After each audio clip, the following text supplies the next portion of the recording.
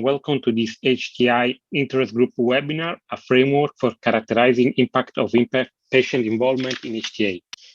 As we wait a few minutes for further participants to join, I will share a few slides with you about the society.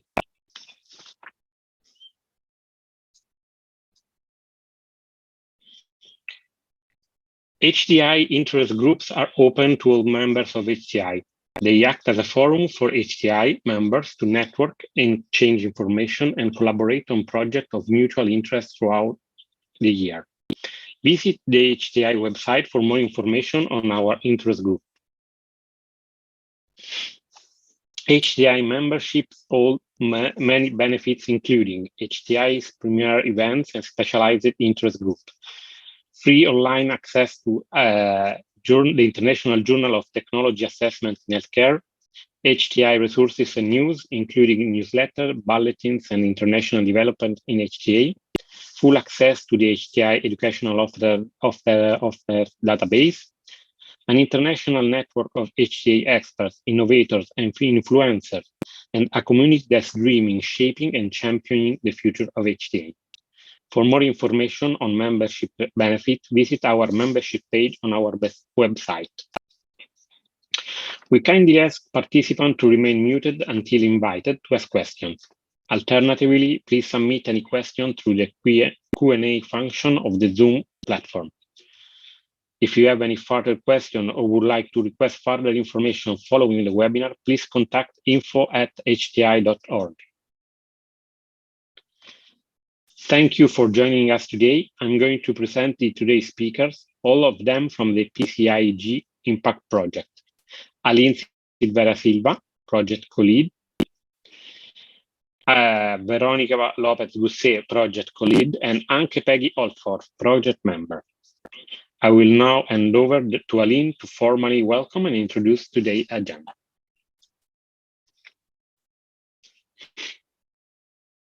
Hi, everyone. Welcome to the session. Oops. Welcome, everyone. Thank you for taking the time to be here with us. I am trying to move the slides here back. So I would like to start acknowledging that I am speaking from the unceded territory of the Coast Salish people.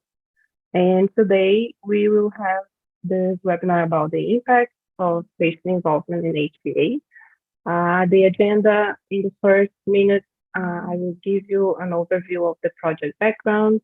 In the following 25 minutes, Veronica, who is my partner here, the co-lead of the project, will present the results and the analysis. And in the end, Anke will lead the discussion and she will consider any questions that you might have. So to learn a little bit more about you, about our audience, we would like to ask you to join slido.com using this code so we can learn who are you. So we would like to ask you, what would you consider your main affiliation? So let's see with who we are speaking to here today. I see many people that I know here, and I'm very glad that you are here. So we have a very diverse audience, the same way that we had a very diverse range of stakeholders in this project. So we could learn from many different people, many different perspectives. So we can see here, the Slido is telling us, the Slido results is telling us here that we have many patient representatives.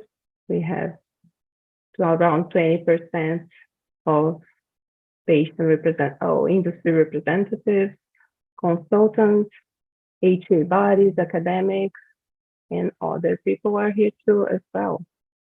So thank you so much. The next question, let's focus on patient representatives. So next question, let me see, the slide is not moving. Okay, the next question is, in your view, how is patient involvement making a difference in HTA? So this is the main question that we asked ourselves during this project. So we would like to learn more about your perspective today. How do you think patient involvement is making a difference in HTA processes? And as a result, we see a word cloud here. So please add your perspective, share your perspective with us so we can understand how our the audience here today thinks. Should we move to the next slide to see the cloud? Nicola, or it's showing here? Oh, here we have, perfect. So we have many different words here. So patient involvement, the difference, access, it's awarded. Relevant, some words that are showing more among the perspectives that you folks are sharing here with us. Accessibility, patient-centric, empoderándose, empoderamento, empowering, perspective, participation, participar in Portuguese, humanity, attention, meaningful benefit, credibility, perfect. Listening to real needs of patients, perfect. Thank you so much for sharing this with us. Real, evidence, relevance, thank you. Thank you so much for sharing this with us. It's very valuable. So now we are moving to the project background and the methodology. So as a context, I'm not sure if I am moving the slides, or can you go back to the, yeah, thank you. I think I'm not being able to move the slides. I'm sorry about that. So we know that it's important to evaluate patient involvement in HTA to ensure that this involvement is effective and efficient for both patient groups and HTA bodies. This patient involvement takes time, takes effort, human resources. So it is important that to ensure that this is effective for everyone. The impact of patient involvement is difficult to evaluate in the HTA context because it's a multi-stakeholder, it's a complex process, and so there is certain ambiguity around how to best characterize and how to report this impact, to build appropriate indicators that can be applied across HTA bodies and processes. And HTA bodies, they have different processes, different methods of involvement. So in only a few HTA agencies, they evaluate patient involvement systematically or occasionally. And if they do so, evaluation is mostly related to the process, the involvement process, rather than the impact. So the objective of this project was to understand how patient involvement impacts different stakeholders that are involved in the HTA process, and also identify elements that add value and how this can be improved. So the approach used was to collect first-hand accounts, the perceptions, different stories that the patient's involvement made a difference in a specific HTA. The outcome was the framework to characterize impact of patient involvement in HTA. Next slide, please. Thank you. So here we have a little bit of the history of this project. It's a project that is running for a while, and it started between 2011, 2018 with the Methods and Impact Working Group.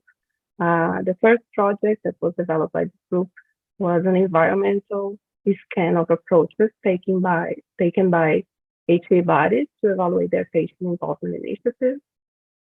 This project, the outcome was an amazing paper, a manuscript called Evaluation of Patient and Public Involvement Initiatives in Health Technology Assessment, a survey of international agencies. And the second project was the paper developed after the HTAi in 2017. There was a workshop where HTA bodies described examples where they saw patient involvement and made a difference.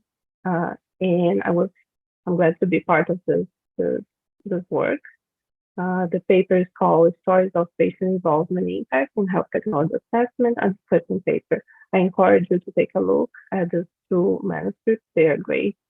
And after this period of time, the Impact Story project was launched in 2019 under the leadership of Karen Spacey. So in this project, we started with a template, a questionnaire template that was piloted and collected from the first set of stories. In 2020, I received, I'm very grateful for having received the invitation from Karen Spacey to take the leadership of this project. It was a gift. And then in the end of the year, this year in 2020, Veronica joined the project as a co-lead. So we are co-leading this project since then. We finalized a third version of this questionnaire template. We disseminated with the whole group among different stakeholders around the globe, and we collected more stories about impact, patient involvement impact. This data collection ended in September 2021, when we also developed the response tracker. The preliminary analysis was also done. We presented this work, the initial results in the HTAi panel. Last year in 2022, we had a first webinar to present the preliminary findings. We are also part of the workshop in the HTAi annual meeting to present this project, to talk about the methods of evaluating impact. It was a great experience as well. We could learn from other stakeholders, other HTA agencies, what they are doing to evaluate the impact of patient involvement. And today we are here with you to present the final findings of this project. We are also presenting at the HTAi annual meeting in Adelaide, and we are also writing a manuscript with this finding. So this is the methodology. We collected the stories, and here in this slide, I'm presenting the iterative thematic analysis that we conducted since last year. So what was done was, first, 9 stories were read to identify patterns and themes in the data. So these stories were split across 5 team members. 2 members asked to review each story to ensure consistency. Then we developed a code book with common themes identified across this data. And this was what was presented last year in the webinar. Later on, one of the authors used this code book to code all the 24 stories that were collected between January 2019 and September 2021. After these 6 stories were randomly selected for coding by 2 additional authors to ensure consistency of interpretation across these authors, and any differences were reviewed and agreed by the group. And today we are here to present you the final results of this analysis. So we are talking about this template, right? We have 1, 2, 3 versions of the template. The template was improved along the time, along the collection, the data collection. So didn't change much. The changes were very minor, but this was the basic structure. In the beginning, we gave an introduction and we provided a background info. We also had an informed consent. In the third section of the questionnaire, we asked the stakeholders to provide a little bit of context. So which country, from which perspective they were talking, if they were a patient, if they were an HTA body representative, industry representative, which technology was this patient involvement was done. Also, they provided their personal experience, so the personal perspective.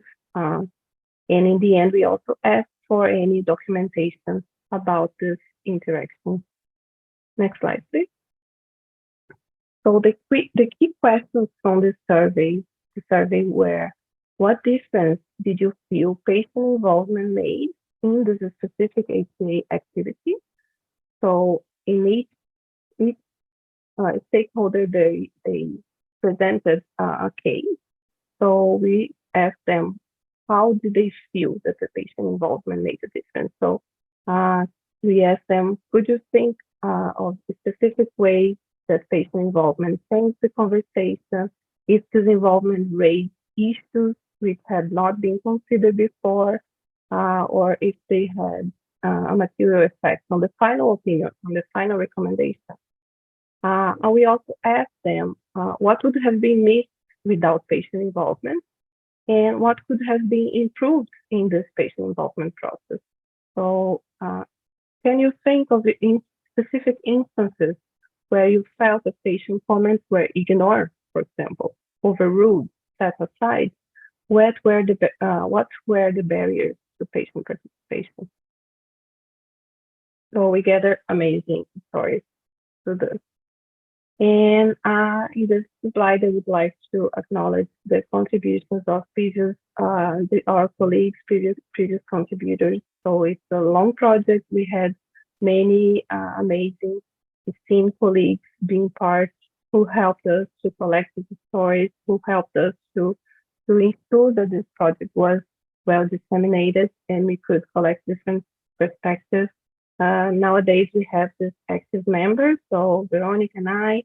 We also have Ana Toledo Chavarri from Spain. We have Anki Peggy Holtorf from Switzerland, who is here with us, and also Anne Single from Australia, who's part of the Patient Voice Initiative and also the PCIG chair.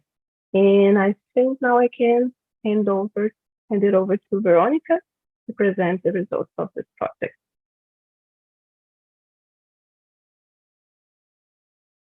Thank you, Veronica.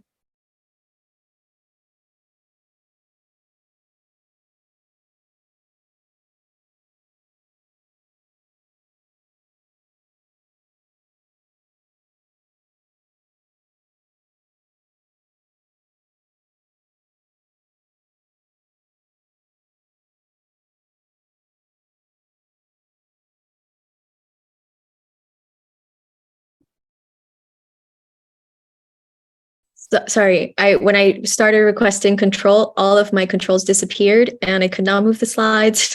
Or maybe I did move the slides and I couldn't unmute. I don't know how to turn my camera on. There we go. I think now I'm here. But also, I don't know if it's me driving the slides for you, Nicola. Can we go back to the beginning, please? And I'm sorry for the delay. Thank you. So as previously mentioned, I'm Veronica Lopez-Gusset, and alongside Aline, I'm the co-lead on the Impact Project. What I'm going to do today is I'm going to give an overview of the stories that we collected, as well as the content and insights that we've been extracting from these stories and which are now being written up in the manuscript that Aline mentioned. All right. So I think, yeah, Nicole, I don't know if it's you or me. I'll just leave it alone and let you change. So as Aline mentioned, over a period of 2 years, we gathered 24 responses. And so before I dive into the content, we wanted to give you a bit of an overview in terms of where these responses came from and what type of technology they addressed and so forth. So on the next slide, we see the type of, back one. The type of stakeholders that we collected stories from.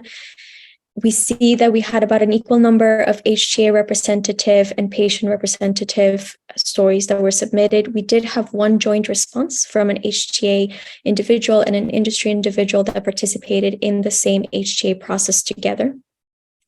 So part of the idea for this project is to keep the data collection open and to continue to grow each of these buckets, as well as to expand those that are less represented, such as industry, and bring in additional perspectives, such as maybe medical stakeholders that participate in parallel to patient representatives in the HTA processes.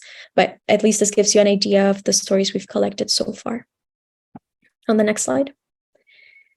We also thought it would be interesting to show you the type of technology that most of the stories the evaluation was related to, and the therapeutic areas that were represented. So as you'll see from the diagrams here, most of the stories that we collected were related to the evaluation of medicines, but we did have a few that were related to medical devices, guidelines, and procedures.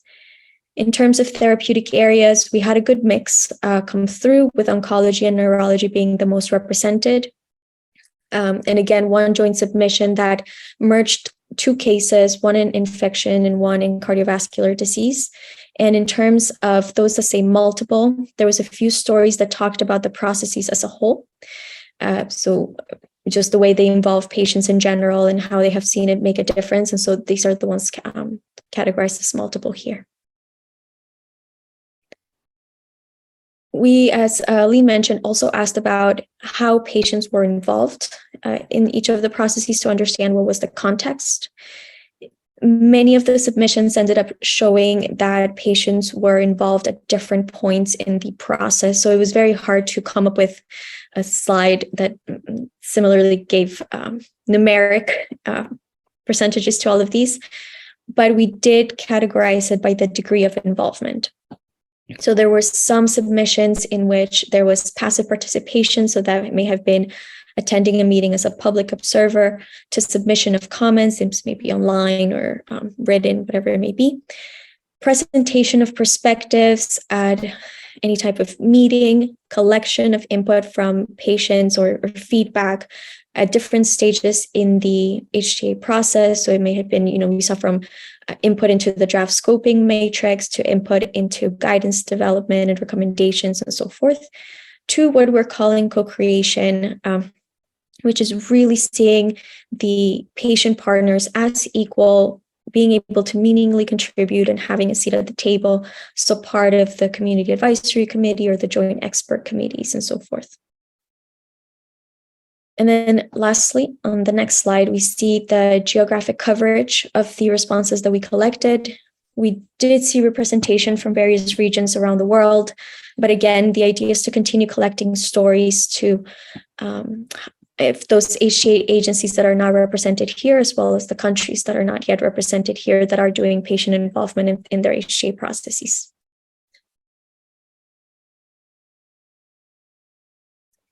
All right, so now we move on to the content of the stories. We set out, as Aline said, to understand if something changed as part of patient involvement in HTA, and if so, what changed? So if you attended our webinar last year, you would have known that we had already identified 3, what we're calling domains of impact, as to how patient involvement made a difference. And so what this really means is that because patients were involved in the process, it caused some sort of change in these 3 areas. So the areas are impact on decision-making. So that would be the content of the discussion, the evidence-based used for the evaluation, and the actual outcome of the decision. Then it also impact on HTA and its processes. So this could be anything of the way that the HTA evaluation is run, to the way that patients are involved in the processes, to just generally the HTA organizational culture in terms of how to involve patients in HTA. And then the last domain is the impact on the participants themselves. So this is more about their experience participating, not so much about their actual experience with the disease, because that would be captured under the first domain.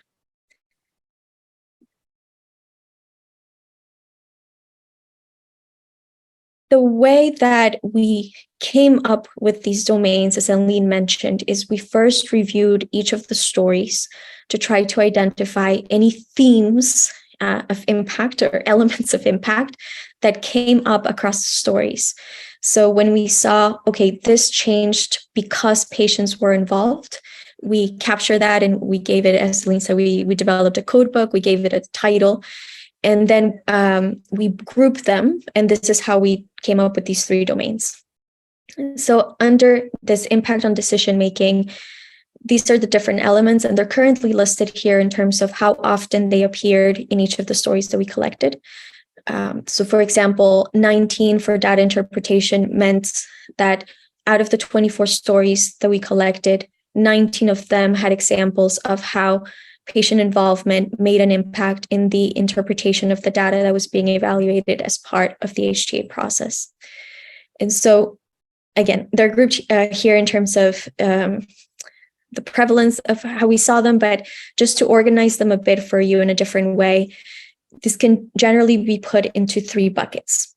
So the first is impact on the decision itself. So whether there was a change to the HTA or the appeal decision due to patient input. And this is usually where people's minds go to when they think of impact in HTA process. But as you can see from this list and all the subsequent slides I'm going to present, it's so much broader than this. So the second bucket, which is quite meaningful and the most examples of impact came out of this bucket, is in terms of providing insights into the patient perspective and their preferences. So this would be things such as the patient experience living with the condition, the unmet needs of a patient population, including treatment needs, the acceptability and the predicted uptake and adherence of a technology from a patient point of view. So that would be the second bucket. And then lastly, there's an impact in terms of how patients can provide new data. They can help interpret existing data, or they can help highlight limitations of the evidence base that's being used. And as part of this, we think of presenting financial implications for patients and building awareness about the diversity of the patient population that's being considered, or the special needs of subpopulations, also within this bucket of data interpretation and new data and limitations of the data. So all of these are elements of how patient involvement can impact the content and the outcome of the discussion. So in the next few slides, we thought it might be interesting for you all if we highlight a few quotes from the responses that we received. And I did see in the attendee list that we have quite a few individuals who submitted responses represented here today. So I hope that you will see your work being called out and you feel heard through the work, and that we well represented what you intended to convey in your stories. So I'll share a few of them with you here. These first 2 on the left-hand side are interesting because the first one is from the HTA and industry joint submission. It highlights that if the patient hadn't been present in the room, it would have been the clinical expert view that would have prevailed. But actually, the patient input supported a different view, and that was the one that was consistent with the qualitative research. And so at the end of the day, they chose to go with the view that was provided by the patient stakeholders and not the one with the clinical experts were expressing.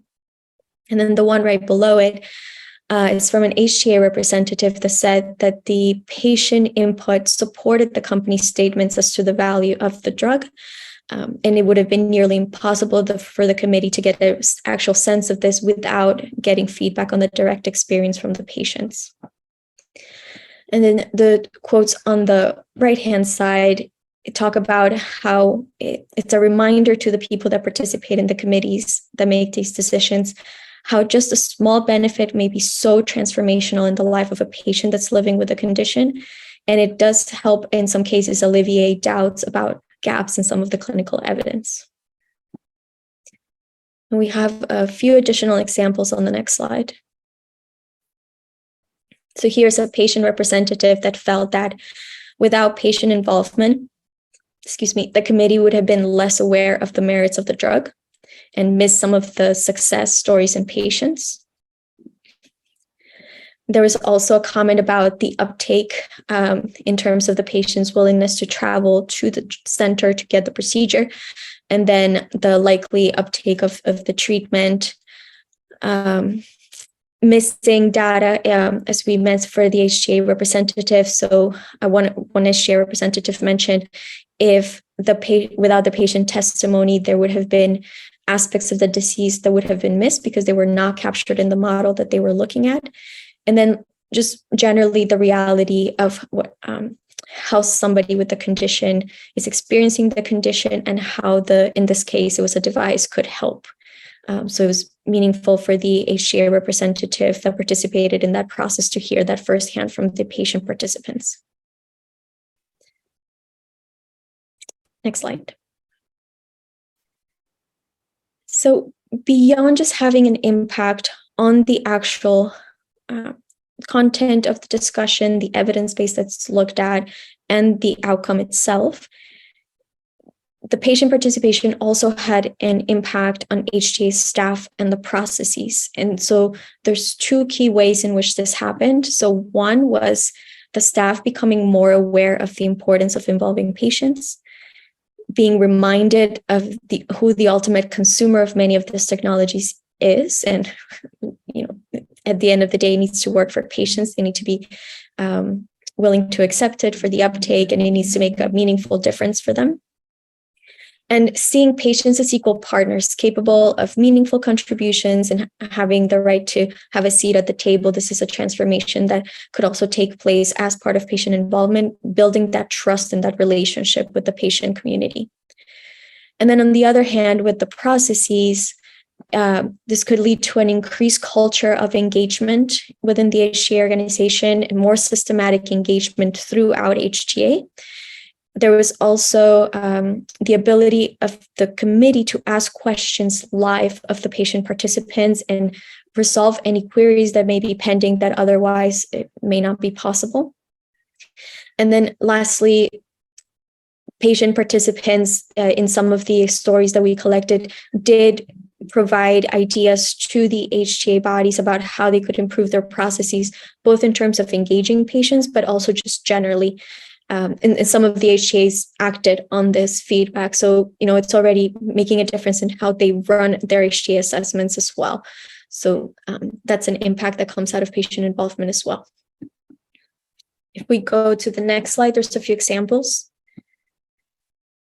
So here there was a patient representative that mentioned that the participation of patients helped to remind the members of the HTA body of why the committee exists, and that is to improve quality of care.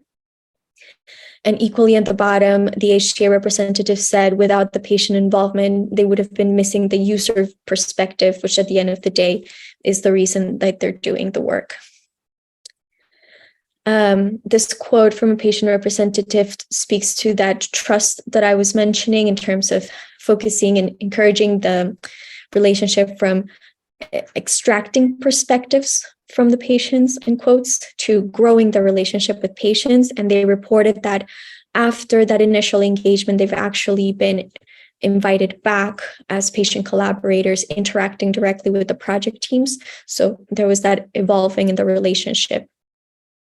And as I mentioned, the ability to ask questions directly of patients was seen as valuable as well. So we can go to the next slide. And then equally, as we saw there was an impact on HTA participants, there was equally an impact on the patients that participated in the process. So the first way that we saw this impact taking shape was in terms of making patients feel heard and their views being seen as valid. It also fostered a sense of patients being able to have an input in their treatment course. So a bit of co-creation there as well, co-construction.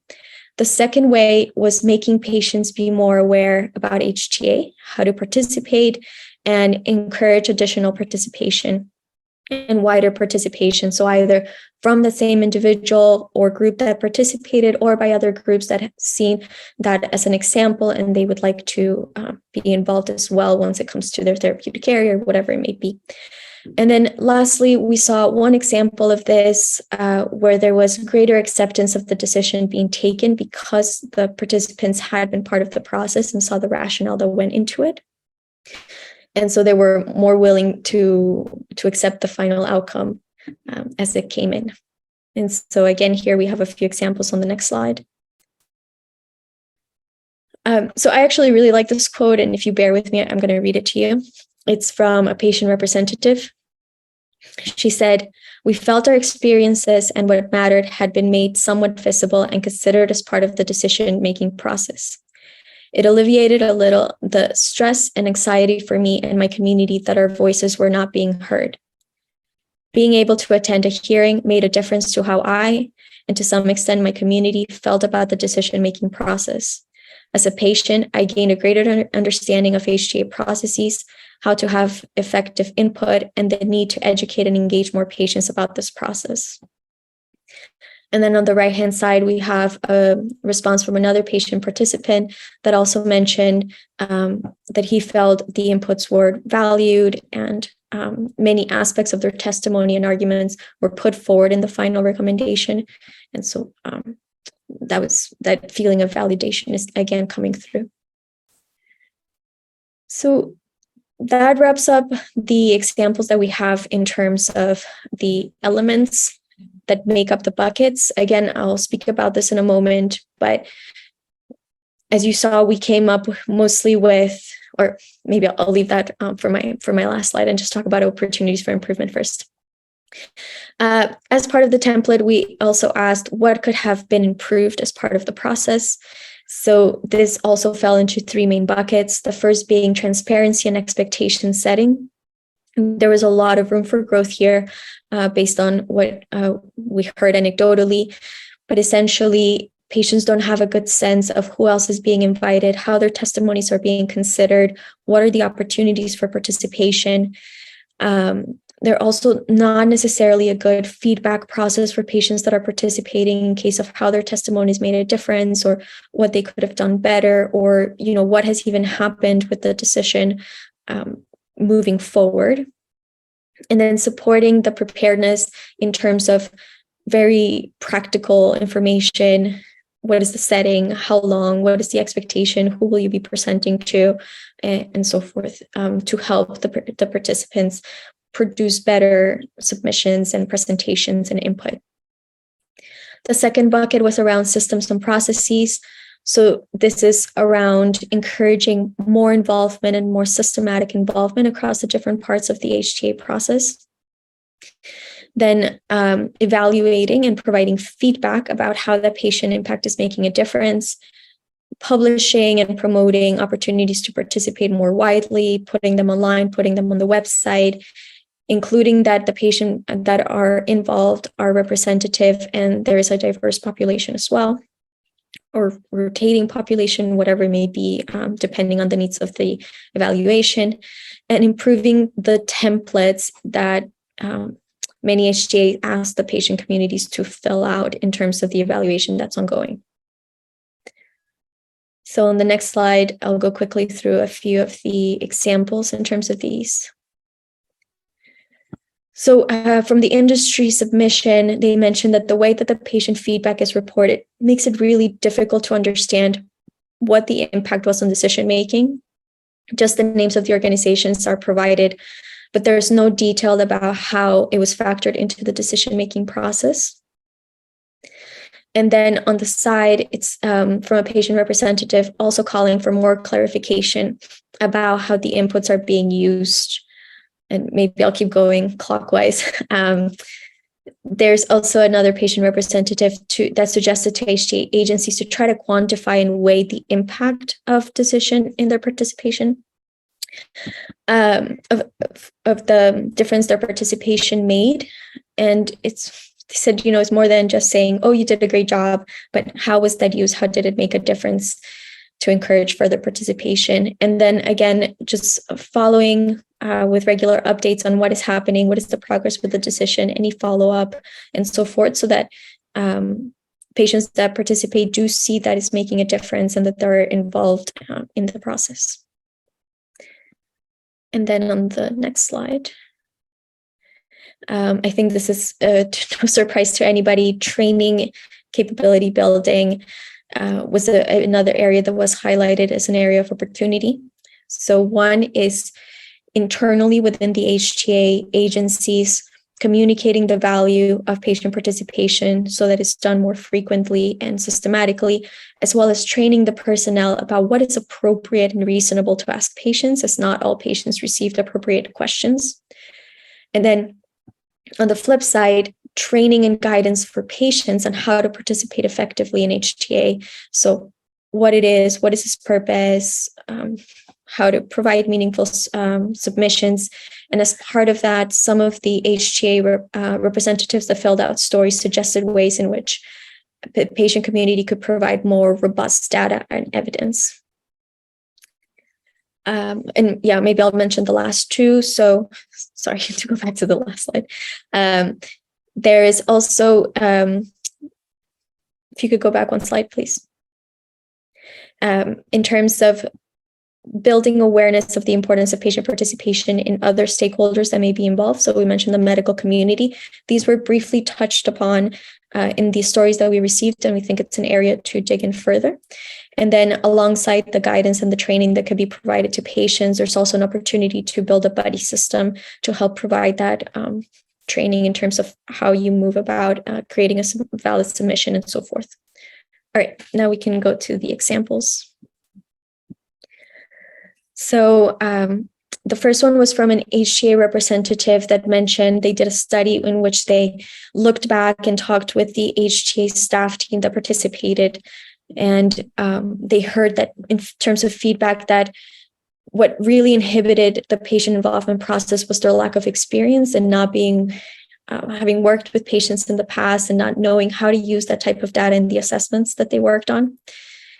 And then from the industry, we heard that patients have a wealth of experience. I think we all know this, but they just don't know what information to provide because they're not being trained and informed well as part of the process.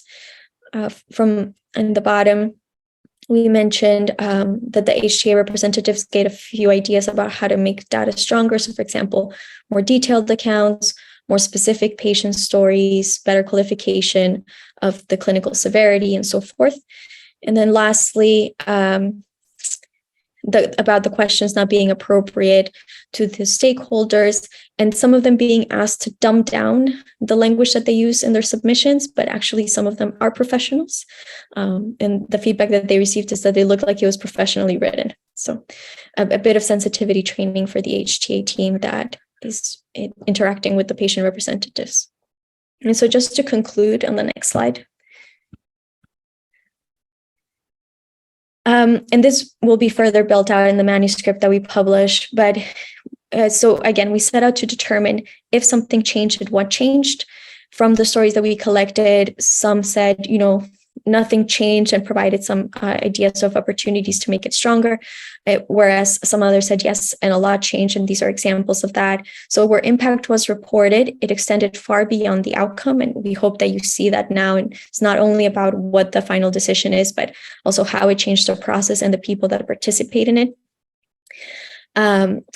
We revealed that there's at least 3 domains, but what I was starting to say previously is that because most of the stories that we collected came from the HTA and patient perspectives, there may be other domains or other elements or other ways that patient participation is impacting that we have not yet come across.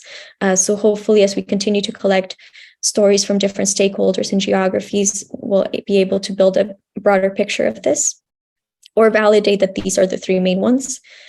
There are many ways in which patient involvement contributes along the entire HTA process, but the most cited examples are the fact that patients, and I think these are no surprise to anyone, can help provide better understanding of the patient experience and what the unmet needs of the community are, as well as helping to interpret the data and the evidence base that's being used for the decisions. And of course, constant evaluation and training and processes and so forth is needed to make sure that processes continue to be effective and useful for all parties involved. So with that, I'm going to hand over to Anke to help guide us through some discussion. Thank you, Veronica, and thank you, Aline, for the presentations. I'd like to invite the audience to post any questions in the Q&A function, which you see in the bottom of your screen, I guess. While we are waiting for questions which might come in from the audience, maybe a question to both of you, Aline and Veronica. With the results of this impact project, how can you see that this helps HTA agencies in their future work when involving our patients? maybe Aline, I ask you to start. Yeah, thank you, and thank you, Veronica, for going through the results. It was a great presentation. And I think what we have done here in this project was to reflect about the impact of patient involvement. And this is something that is very much needed, mainly to be done by the HTA agencies. So I think this project can help to increase like this awareness to how they need the importance of reflecting. It's not just the patient involvement. The impact is not just counting how many inputs were received from who. So it's very interesting to see the results, because when it's very across different stakeholders, across different projects. So I just finished conducting a study in Latin America, and we see very similar findings. So people, they want to know how their inputs are being used. So I think it's very important this project is the main, for me, from what I see, the main thing is to increase awareness on the importance of evaluating patient impact, and also evaluating the HTA, the patient involvement in the HTA process itself. Thank you, Aline. Veronica, would you like to add on that? Yeah, just a bit. So two main things. One would be in terms of building indicators, and that's a potential next step that we're considering for this project.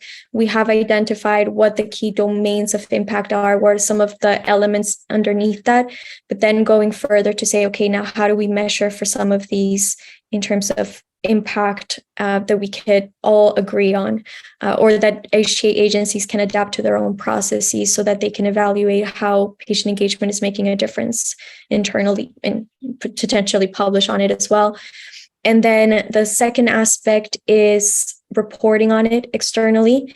And I know Heidi's on the line from NICE. She has already used this framework at the last year's HTAi annual meeting to talk about how patient engagement made a difference in a NICE example. And Heidi, I don't know if you want to jump in and mention something about your experience using this framework, but she mentioned that it was very helpful in helping to organize her thoughts as to how patient involvement made a difference, and using these 3 buckets to report back on how on that impact that came through. Thank you. We've got a few questions through the Q&A system now, and one is more a question for facts, whether we have seen how many stories have been published in peer-reviewed papers. I'm not sure who has the best overview on that. So Eileen mentioned that we did ask if, as part of the template, whether any of the stories that we were reviewing had been published. I don't have an answer at the top of my head, so maybe that's something we can come back with. But yes, several of them have been published as case studies in peer review papers, or as a review of the HTA processes as a whole for an HTA agency.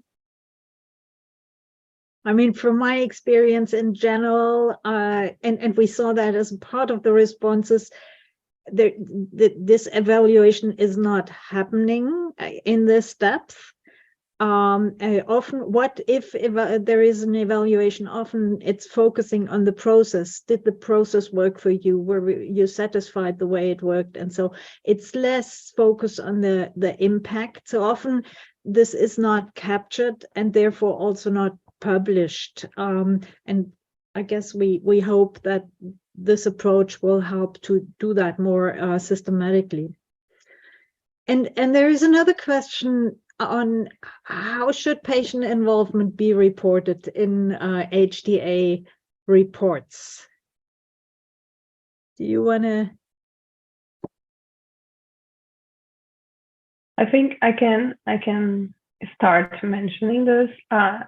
It's hard to say how it should be done, because different HTA bodies, they do in different ways. So what we see is a very diverse range of methods.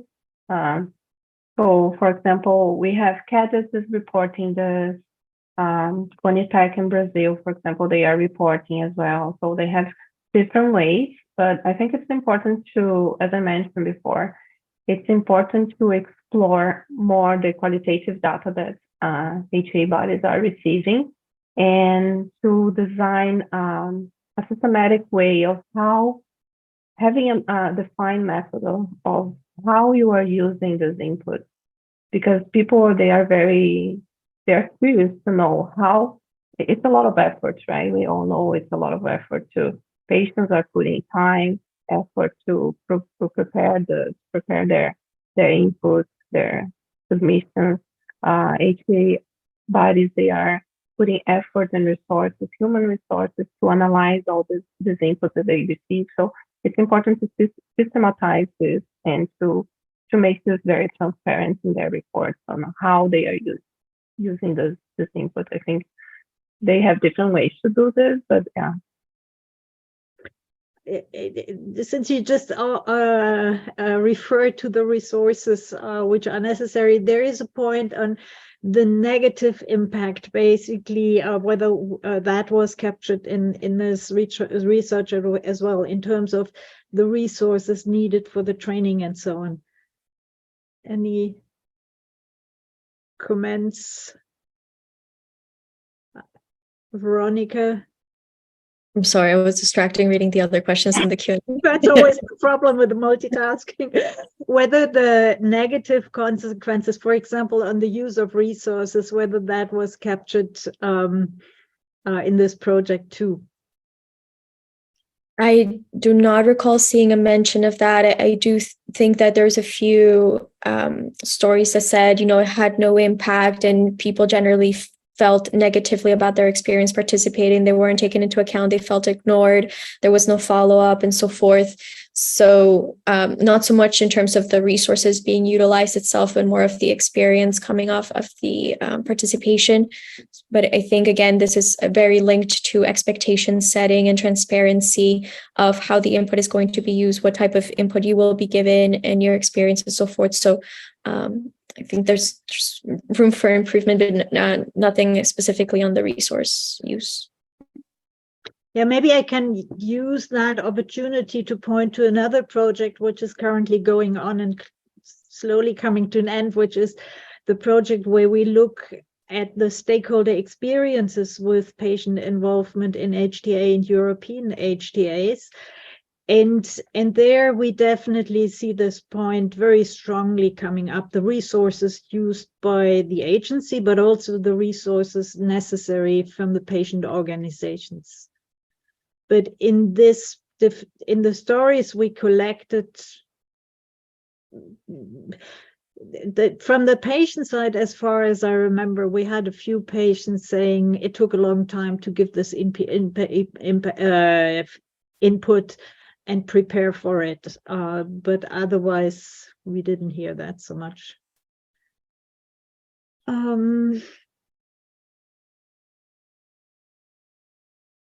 I'm just trying to, now we have a lot of points here. There is a point for Aline. You mentioned the work in Latin America, and whether you can share a bit from your experiences there, specifically for patient organizations. Yeah, thank you. Thank you for the question. We have many questions here. I hope we can go over all of them. So so training is something that this project we have, Veronica presented the results, and it's something that we see. I've been involved in discussions about patient involvement in HTA for 13 years this year, and I've been hearing the importance of training and capacity building since forever.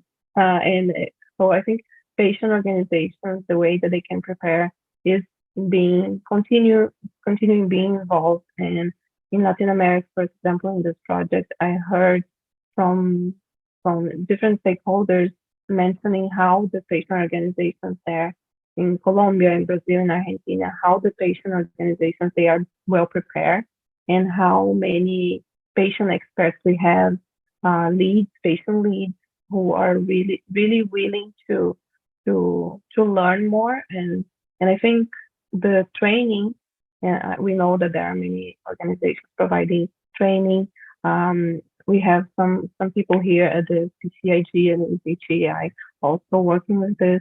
So I think asking for training and searching for for good sources of information as well is what they can do. Veronica, would you like to add anything else? No, I think we have so many questions we can. Maybe I can bring up another question, which I think is very useful. The question whether there are any instruments to measure the impact, especially to show to patients that they can make a difference, and where they can make a difference. And maybe when you think about that, you could also think about future of where the what you call the code book and elements and criteria identified here, what they could contribute to develop such a measurement. Yeah, so I think, as I mentioned, that would be the next step, to dig further into that and think what are the indicators that then help you measure the impact. But I also saw a comment from Yvette really highlighting how difficult it is to actually measure all of that. And part of the workshop that we had last year, we attempted to build some indicators, and then we got into a big discussion of how difficult it was. And I know many of you participated in that workshop last year as well, which is why I'm mentioning it. So not so clear cut, but I think that down the line, the idea would be that there are like objective measures that could help define what that impact was like, how well the participation happened, and so forth, just in terms of both the content, the process, the experience, etc., both for the patient participants as well as for the HTA and other stakeholders that participate. Okay, thank you. I think we slowly approached the end here. There was another question relating to what training sources are available. Actually, there are sources available from different organizations. Among them is UPATI, who does patient training and preparation for HTAi. But there are also sources via the HTAi website in the Patient and Citizen Involvement Group, where you can try to find these sources or contact any of us. We might be able to help. Any last words, Veronica and Aline? So I see many questions here, and someone also mentioned that to have the patient co-design in all phases. So I just would like to add that it's important to try to ensure that the patient involvement is being done throughout the whole process. So some of the perspectives that I've been hearing in the past years, patient involvement is being done in a very late stage. So I think it's important to ensure that the patient involvement is being done throughout the whole process. And I'd like to thank you for being here. And final word for me is just to say this is just the first step in trying to build a framework around how we might report on it and might standardize it across HTA agencies and contexts. So more to come. This was step one, and then hopefully we'll all work together towards the next steps that come after this. Thank you very much. And I would like to thank the audience for the questions and the persistence in listening to us, and we are looking forward. This will be published, so watch out for the publications, and we hope to be able to continue on working on this. Thank you.